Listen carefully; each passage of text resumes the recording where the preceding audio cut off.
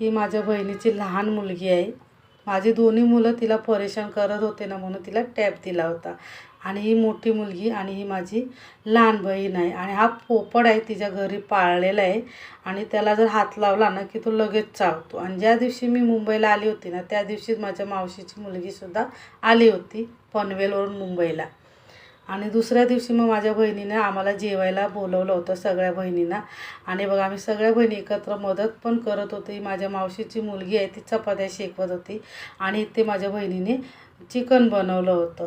आणि मग स्वयंपाक झाल्यानंतर आहे ना, मग आम्ही पहिलं सगळं माणसांना जेवायला दिलं, कारण तिचं घर थोडं बारीक आहे ना, तर पहिलं माणसांना जेवायला वाढलं. आणि मग त्यांचं जेवण झाल्यानंतर आहे मग आम्ही सगळ्या बहिणी एकत्र जेवायला बसलो होतो. आणि माझ्या बहिणीची नणंदसुद्धा होती आणि आमची मुलंसुद्धा होती.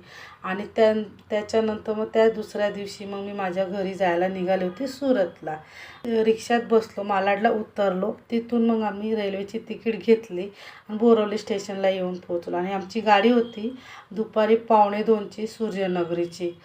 आणि ही सूर्यनगरी आहे ना, त्या दिवशी नेमकं काहीच गर्दी नव्हती. आणि मस्त आरामात आलो, बसायलासुद्धा छान जागा होती. नाहीतर ना या सूर्यनगरी ट्रेनमध्ये ना भरपूर गर्दी असते, उभं राहायलासुद्धा जागा नसते, इतकी गर्दी असते.